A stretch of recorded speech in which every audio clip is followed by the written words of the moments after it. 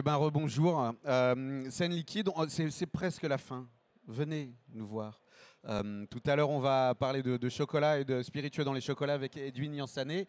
Et puis, on finira en feu d'artifice avec le restaurant Symbiose, les Bordelais de Symbiose qui sont arrivés hier soir et ils vont nous rejoindre tout à l'heure. Mais maintenant, tout de suite, on est sur scène avec Fabien Marzelière, la brasserie Tête Haute. Une brasserie pas comme les autres, une brasserie sociale, une brasserie d'insertion. Comment est-ce qu'on doit dire? Bonjour Payot. Bah oui, nous on Fabien. parle souvent, on dit brasserie sociale, et puis on a surtout chez Tête Haute une signature. On parle surtout de brassage social. On trouve que c'est un bon jeu de mots pour résumer notre activité, nos deux métiers. Le brassage évidemment de bière artisanale, craft, et c'est notre métier passion. Et puis notre métier responsable, entre guillemets, qui est l'accompagnement de personnes en difficulté sociale à travers le conventionnement entreprise d'insertion de la brasserie. Ok. On va revenir on va parler beaucoup de bière, on va goûter de la bière. Entreprise d'insertion, concrètement, ça veut dire que les gens qui travaillent, qui brassent, qui sont là, ils sont issus d'un parcours différent. Ils ont été en Varié, ça peut être difficulté. exactement. En tout cas, c'est notre rôle, ça va être de se servir du brassage pour accompagner des personnes en difficulté pour retourner sur le marché de l'emploi, mais qui ont envie d'y retourner, mais qui rencontrent des barrières. Et les parcours, les situations des gens qu'on accompagne sont très variées. On peut avoir des réfugiés politiques. En ce moment, on accueille voilà, des réfugiés ukrainiens. On a eu la Syrie. Ça dépend un petit peu des conflits géopolitiques qu'on rencontre. On peut avoir des personnes qui sont à la rue et qui cherchent à retrouver un rythme de vie, de retrouver un travail, mais bah voilà, il n'y a pas de logement, il n'y a pas de travail, donc on ne sait pas par où commencer. Donc une entreprise d'insertion, elle a pour but de stabiliser la situation de la personne, de lui amener un premier salaire pour pouvoir repartir dans le monde du travail classique. On peut avoir des jeunes issus de la protection de l'enfance qui n'ont pas du tout de contact et de réseau, et on sait que dans le monde de l'emploi, le réseau, c'est primordial pour se lancer. Donc voilà, c'est très, très large comme public. En tout cas, c'est un public qui a envie et qui a besoin de béquilles pour commencer à avancer. Pour se remettre, Exactement. se réinsérer aussi dans un rapport social, de travail, dans des relations. Ça veut dire qu'il y a un accompagnement. C'est pas juste des gens qu'on emploie Là, on sait pas comme juste, les autres, on va dire. Il faut les accompagner. c'est pas juste un joli jeu de mots qu'on a trouvé, le brassage social. Il y a un vrai accompagnement derrière, il y a un engagement parce qu'en plus il y a un financement. On est donc, c'est une entreprise avec un statut classique, hein, comme les autres brasseries, mais on a un partenariat avec l'État à travers un conventionnement qui nous oblige, nous en tant qu'employeurs, à apporter toutes les solutions nécessaires pour l'accompagnement de la personne pour qu'elle puisse retrouver un emploi à la sortie. Donc un parcours classique, ça peut durer de 1 an à 2 ans maximum. On fait des contrats de 4 mois qui sont renouvelables plusieurs fois avec des objectifs de contrat. Et la personne qui vient chez nous, elle a des objectifs d'avancer, de créer, d'avoir une dynamique dans son parcours, etc. Et nous, en tant qu'employeurs, on met tout en place. Donc il y a une grande partie du temps de travail qui est dédié à la formation, à la langue, à juste savoir travailler avec ses collègues, désamorcer des conflits, se lever le matin, plein de petites choses comme ça qui paraissent anodines quand on est dans le mouvement classique de l'emploi. Mais là, il y a plein de petites choses à recréer, des dynamiques à réenclencher, donc ça prend du temps. La désocialisation, c'est quelque chose qui est souvent difficile à comprendre. On a des images, des jugements parfois un peu durs. On se dit, ils veulent pas, ils sont flemmards. C'est quelque chose de beaucoup plus compliqué que ça. Quand on a perdu les liens, les repères, Ouais. reconstruire, c'est vraiment petit bout par petit bout et en commençant vraiment aux fondations. Tout à fait, merci. C'est une super question parce que ça me permet vraiment d'aller parler de quelque chose qui nous tient à cœur. Pourquoi on a monté ça? Parce que on était passionné par la bière artisanale évidemment, et notre métier de base c'était le social, mais parce qu'on pressentait qu'il y avait à faire sur l'image, en effet, qu'on peut avoir de ces personnes qui sont sorties des circuits classiques. Et souvent l'insertion, ça va être la propreté, des métiers de nuit, les espaces verts, des choses qu'on voit pas beaucoup et qui sont pas toujours très valorisées aux yeux du grand public. Et on s'est dit, bah tiens, Nous, on aime la bière artisanale. Il y a des projecteurs en ce moment qui sont braqués sur les brasseries, etc. Il y a quelque chose qui se passe de ce côté-là. Nous aussi, on a envie d'embarquer, mais on a envie d'emmener du monde avec nous et on a envie que ça fasse sens pour que ce milieu-là, eh ben, ils mettent en avant des parcours, ils montrent des visages, des portraits et qu'on ait un autre regard sur l'insertion. Alors tu l'as dit, la brasserie, c'est pas ton métier de départ. Toi, tu es avant tout travailleur social, on dit ça comme ça, ou Oui, oui, j'étais éducateur spécialisé. éducateur spécialisé. Et la bière, t'es un bière geek, t'aimais ça? Ouais. Comme tu as collé les deux ensemble. Quand est-ce que ça a commencé, Tête Haute? Ça existe depuis quand?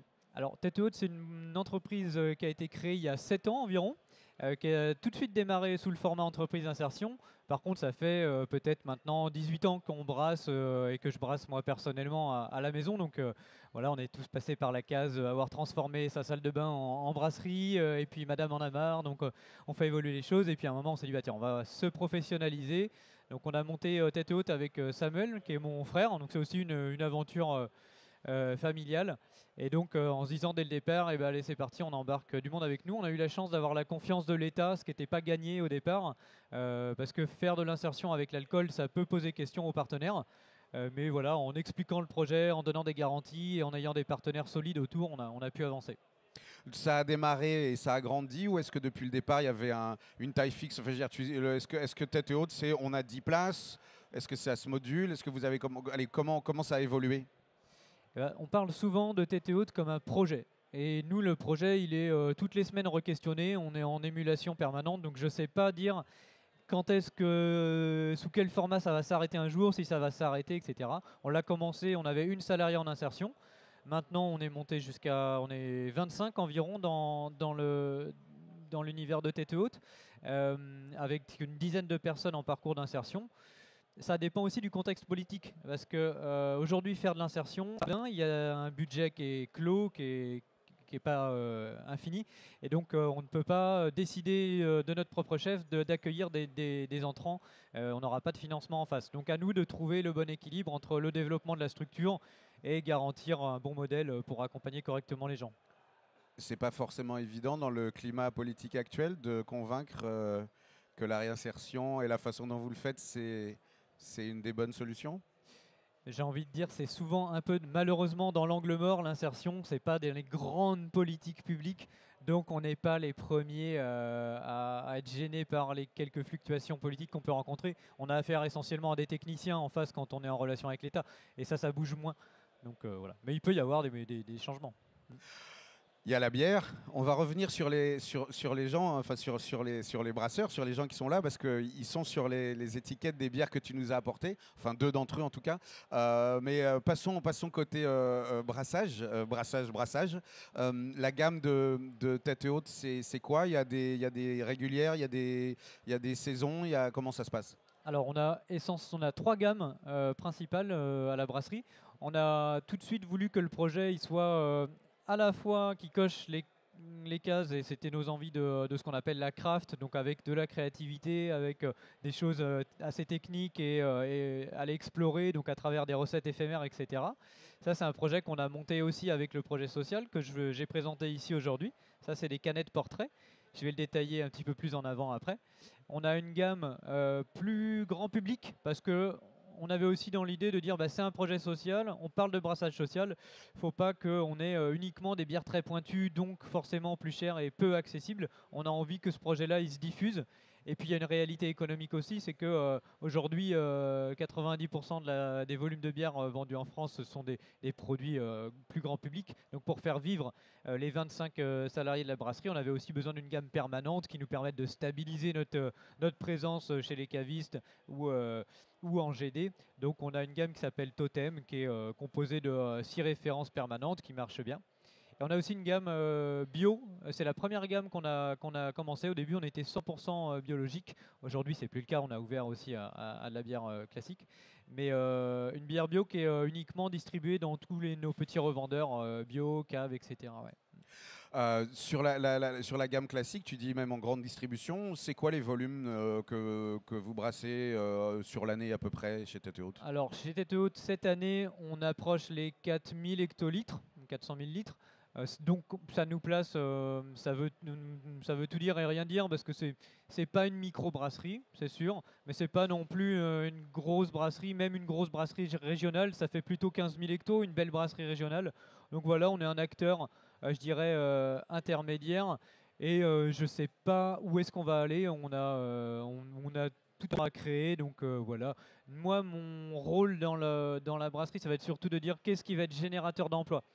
Si c'est faire du volume pour faire du volume et qu'en face, il n'y a pas d'emploi, ça ne m'intéresse pas beaucoup. C'est comment le monde de la brasserie peut porter aussi cette question de l'inclusion, etc. Donc, La craft, c'est quand même aussi un esprit d'indépendance. C'est normalement, même si les gros groupes brassicoles adorent racheter les petites brasseries craft pour se faire des jolies étiquettes. Rester indépendant, pour toi, de toute façon, ça ne peut pas être autrement parce que c'est une entreprise d'insertion, ou est-ce que tu as déjà été contacté par des grands groupes qui aimeraient bien vous récupérer? là, on est à 2 doigts de signer avec Heineken là, demain, et on les intéresse beaucoup. Non, non, on est bien trop petit pour eux, et puis c'est pas le sujet. Je suis pas sûr qu'ils aient envie de s'encombrer d'un acteur qui a des enjeux importants sociaux et sociétaux. Donc on est plus lent qu'un acteur classique. Est-ce oui, on est forcément indépendant par nature. Après, nous, par exemple, là, on n'est pas resté non plus enfermé. C'est-à-dire qu'on a, pour pouvoir faire grandir le projet, on a ouvert notre capital. On a 3 fonds impact qui ont rejoint l'aventure. 3 fonds qui soutiennent les impacts sociaux et environnementaux des entreprises. Et donc, ils sont montés au capital de la structure pour pouvoir nous aider à structurer, à avancer. Parce que on pouvait rester tout seul dans notre coin, mais si on veut avoir un impact significatif sur notre territoire, on n'arrivera pas avec nos petits sous et nos petites économies à faire avancer les choses. Et puis on voit bien le marché de la bière, il y a des gros acteurs, c'est très très concurrentiel, et les gros acteurs, il y a des moyens colossaux, donc il faut qu'on puisse répondre à ça. Alors on ne sera pas au même niveau, mais il faut au moins qu'on ait les reins suffisamment solides pour avancer. Les gens qui travaillent dans la brasserie, ils apprennent un métier qui est un métier de haute technicité. On ne fait pas n'importe quoi. C'est même risqué parfois. Dans une brasserie, on peut s'ébouillanter, on peut se blesser. Il faut faire les choses proprement. Il faut aussi que ça soit propre parce que l'hygiène, on ne peut pas faire de bonne bière sans ça. Tout ça, ça demande de gros efforts. C'est un métier difficile. Comment ça se passe, les phases? Ils arrivent sans rien connaître de tout ça. Comment cet apprentissage aussi de la brasserie? Alors c'est long, ça prend du temps. On a créé des parcours d'accompagnement et de montée en compétences qui sont vraiment progressifs. Il y a plein de métiers dans la brasserie. On va avoir de l'agroalimentaire pur et dur avec de la conduite de ligne où on fait de l'embouteillage et c'est assez répétitif. Et finalement, quelqu'un qui débarque, il peut assez facilement intégrer l'équipe. Et même s'il n'a pas la langue, même s'il n'a pas... voilà, du moment qu'il comprend les consignes de sécurité, moi c'est le seul truc que je demande au départ, est-ce que tu comprends les consignes de sécurité qu'on te donne, etc. Il peut embarquer, il peut travailler et donc voilà, se former petit à petit. Puis après on vient rajouter des blocs. Toutes les semaines, on va apprendre, bah tiens regarde, cette semaine c'est toi qui vas régler l'étiqueteuse en amont de la ligne. La semaine prochaine, tu vas faire les réglages de la carbonatation. Plein de petites choses comme ça. Et jusqu'au final, où on en revient aux gammes, ils sont capables de créer une recette de bière, brasser, conditionner, livrer. Tous les métiers qui sont en interne chez nous. Et donc ils passent par ce projet-là, le projet de Canette Portrait, où on les invite pour célébrer leur sortie en emploi, et à exploiter l'ensemble des compétences qu'ils ont acquis chez nous, et puis les mettre à profit d'une bière qui leur ressemble. Pour eux, pour le plaisir, et puis aussi pour faire découvrir des nouvelles. C'est les deux qui sont là, on va les goûter tout de suite. L'idée, c'est donc bien aussi que, comme avec les enfants, à un moment donné, il faut qu'ils s'en aillent, il faut qu'ils partent. Oui. Quand l'insertion est réussie, on doit se dire au revoir. Ça, c'est un gros enjeu pour nous. On a à cœur d'avoir une structure, c'est une petite structure, hein, une vingtaine de salariés, donc ça reste très sympa et familial comme ambiance de travail par rapport à des structures de l'insertion, parfois où c'est quand même des plus gros volumes. Donc les gens se sentent relativement bien. Il y a quelques fois où c'est plus compliqué, mais les départs sont toujours plus difficiles. Et moi, mon travail, ça va être de créer des zones d'inconfort en maintenant voilà, peut-être des plus petits contrats, en étant un petit peu pushy sur le départ, en étant exigeant, en créant, en questionnant, etc. Et je pousse l'équipe à faire ça de plus en plus quand on sent que quelqu'un est au climax de son parcours. Parce que si on n'acte pas au moment où ils sont prêts à sortir, derrière, on a d'abord un phénomène de stagnation de la situation et souvent ça redégrade. C'est-à-dire que la personne va retomber dans ce qu'on cherchait à éviter, les travers, les petites choses, les petits savoir-être qui manquent au travail, etc. Donc il faut vraiment qu'on saisisse le bon moment pour pousser à sortir. Ça veut dire qu'il y en a aussi qui sont partis, tu les suis, tu sais où ils sont. Il y a des, c'est un peu, j'ai dit les enfants, c'est pas pour les infantiliser, mais c'est plutôt pour. Oui, Enfin, nous on parle de tribu. Ok, tribu, c'est nous, beaucoup mieux, c'est beaucoup. Et oui, oui, la tribu elle s'agrandit de plus en plus. Alors certains on garde contact et c'est toujours génial de voir les parcours, les évolutions, etc. Il y en a beaucoup qui repassent à la brasserie. Et puis d'autres, voilà, où du jour au lendemain on n'a pas de nouvelles. Et puis c'est très bien parce que c'est comme ça. Ils vont vers d'autres aventures. Voilà. Et puis toutes les sorties sont pas c'est pas tout rose, j'ai envie de dire. C'est pas une science exacte. C'est pas une science exacte. Il y a des loupés des deux côtés. Il y a des fois où ça ne matche pas, on se rencontre pas, on n'arrive pas à trouver les solutions et puis c'est conflictuel, etc. Donc ça s'arrête comme ça, malheureusement. Mais il y a des fois où il y a des super histoires. J'aime bien dire au pire ça marche en fait. Ouais, au pire, ouais. Autant risquer, ouais.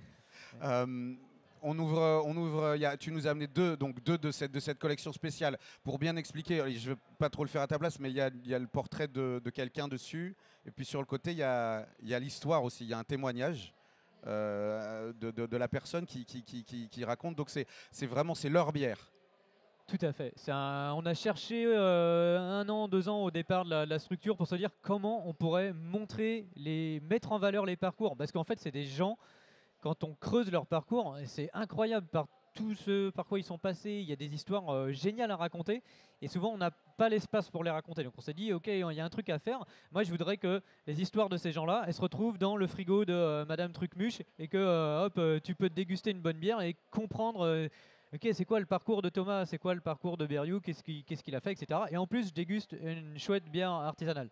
Donc on en est arrivé finalement à ce projet-là. Qui est un projet de bière portrait. En effet, donc chaque salarié en fin de parcours célèbre son passage avec cette bière-là. C'est sa recette. Donc on a une zytologue qui s'appelle Aude. Zytologue, l'équivalent d'un œnologue dans le vin. Et elle va déterminer un petit portrait chinois de la personne où on va transformer son caractère en style de bière. Et ensuite, une fois qu'on l'a déterminé, c'est une écriture d'un de nos brasseurs de la recette. Et puis ensuite, la personne brasse. Et il y a un portrait qui est fait par un artiste qui s'appelle Hector de la Vallée. Et puis on a une collègue, parce que la brasserie héberge un tiers-lieu, une collègue qui est spécialisée dans le podcast. Elle va interviewer la personne pour lui faire raconter ce qu'elle a envie. Mais souvent, on va parler de ce qui nous touche, donc de comment est-ce qu'à un moment, on arrive à passer par un parcours en insertion, comment tu rebondis, comment on a des mains tendues, qu'est-ce qui marche pas, et qu'est-ce qu'on va faire demain. Voilà. On essaye de rester toujours sur une note positive. Parce qu'on aurait toutes les raisons de.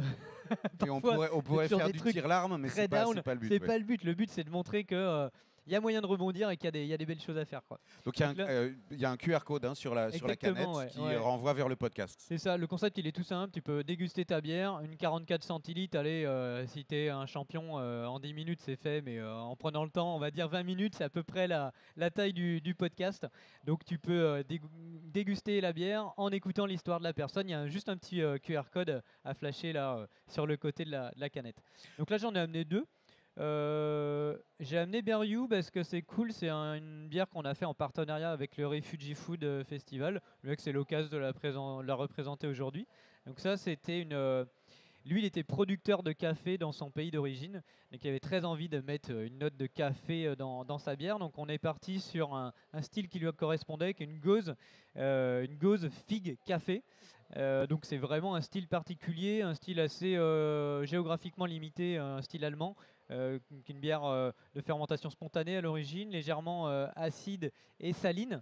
Et puis les notes d'infusion à froid de café qui vient d'Érythrée permet vraiment d'avoir un produit assez atypique, j'ai envie de dire, et en même temps qui n'est pas du tout difficile à déguster. Donc on a vraiment des belles notes en rétronasal, etc. Moi, j'aime beaucoup les gauzes de toute façon. Donc, Alex va vous en apporter, ceux qui veulent. Merci Alex. Et à moi aussi, parce que c'est obligé contractuellement.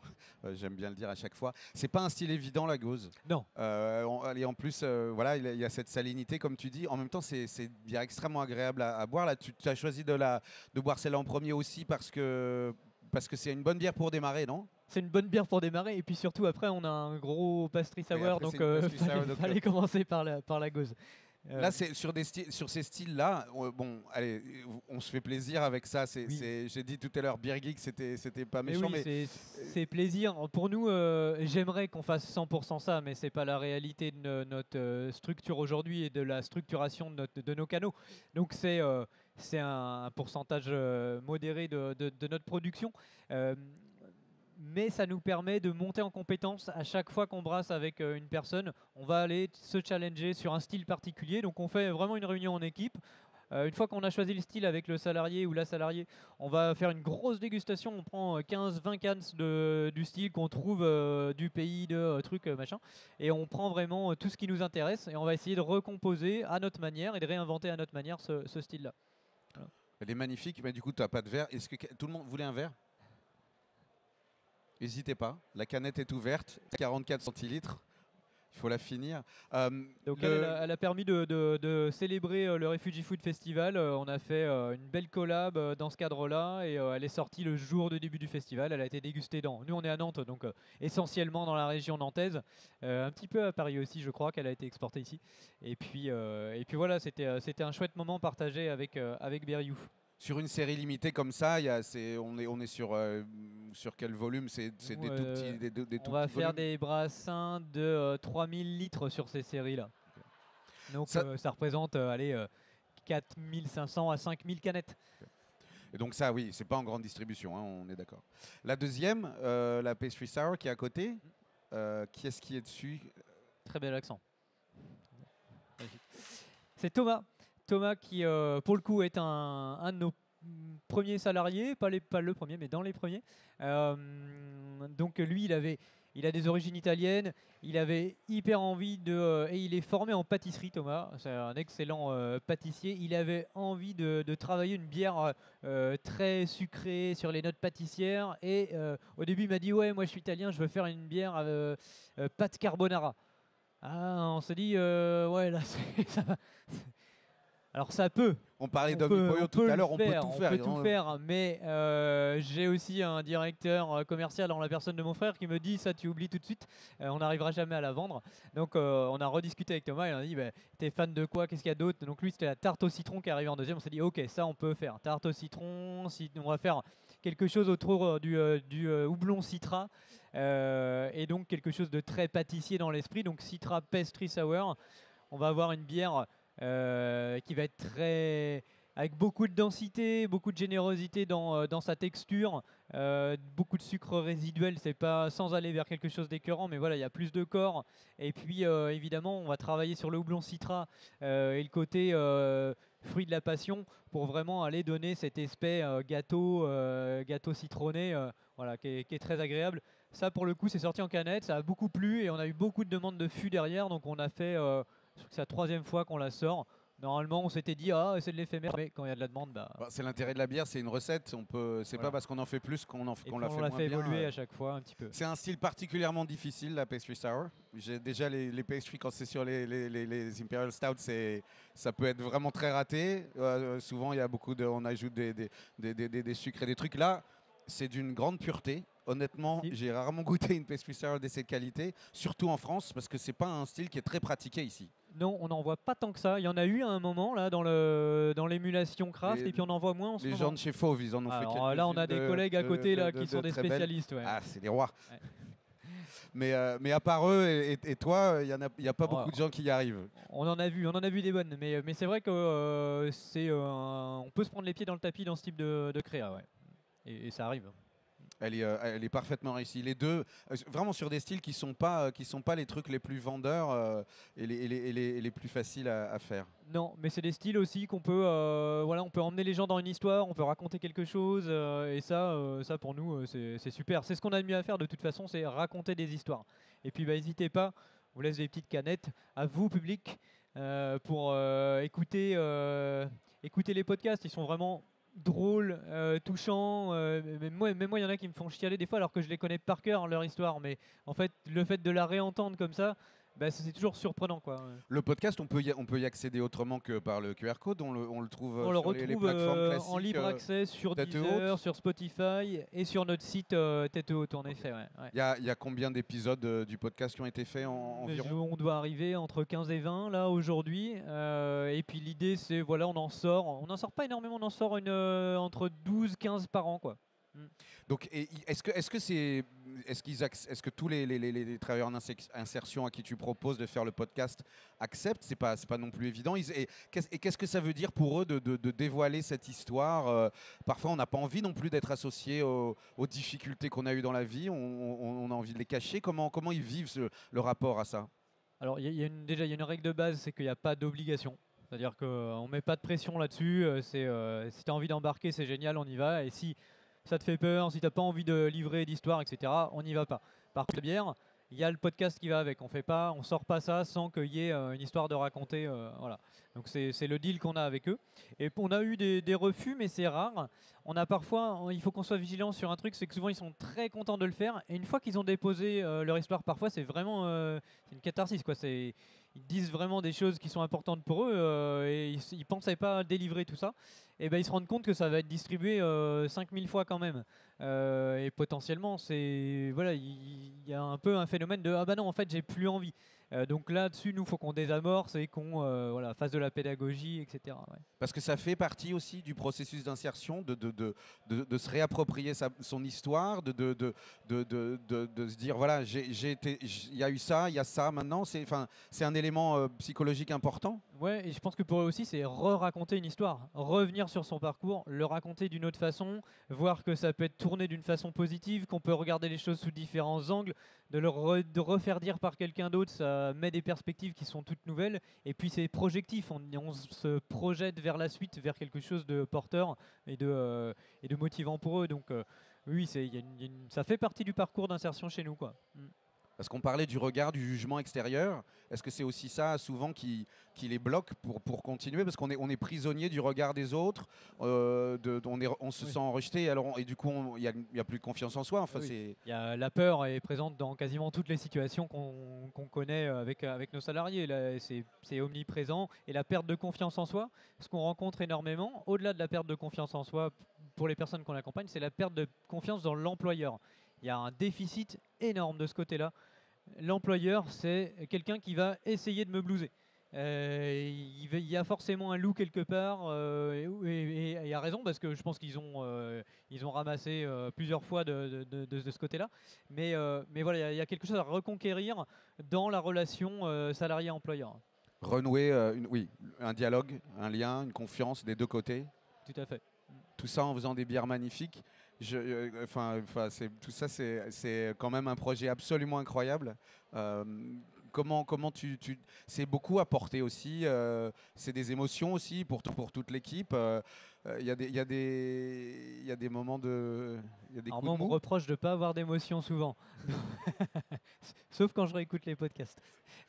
Non, et puis c'est mon métier à la base, donc je pense qu'en ayant bourlingué un peu dans le monde du travail social, là, ce qu'on vit aujourd'hui avec Tête Haute, c'est plus tendre quand même que ce qu'on peut vivre dans la protection de l'enfance, dans plein de domaines du social qui sont très très durs et où il n'y a pas toujours des belles choses à raconter. Là, on a de la chance d'être sur quelque chose de positif, de dynamique, et on a les moyens d'agir parce qu'on est une entreprise privée et que voilà, si on veut mettre les moyens aussi sur la table en termes financiers, on peut le faire pour accompagner.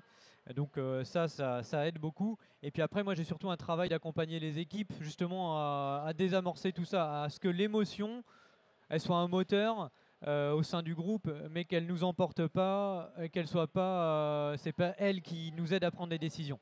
Clairement, on pose, on a des réunions hebdomadaires, mais ça nous prend du temps, hein, ces conneries. Les autres brasseries, je les envie des fois. Ils ont tout le temps qu'ils veulent pour faire du marketing, pour aller démarcher, faire plein de choses.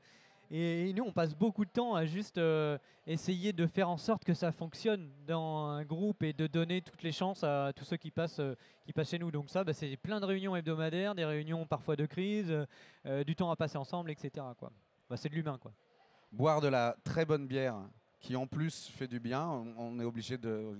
Il n'y a rien de mieux, donc vive les canettes de Tête Haute qu'on trouve donc Si on les cherche un petit peu, on les trouve Allez, chez les cavistes. À mon goût, il faut les chercher un peu trop encore, mais on y travaille. Mais on peut venir sur le site, on peut trouver. On peut on peut les commander sur le contacter. site sans problème, on vous enverra ça avec grand plaisir. Dans la région nantaise, on les trouve aisément. Maintenant, à nous, vraiment, et j'espère qu'on aura des accroches sur d'autres territoires. On est un petit peu distribué sur Paris, et puis à nous d'aller conquérir un petit peu les différents territoires où on peut envoyer de la belle canette.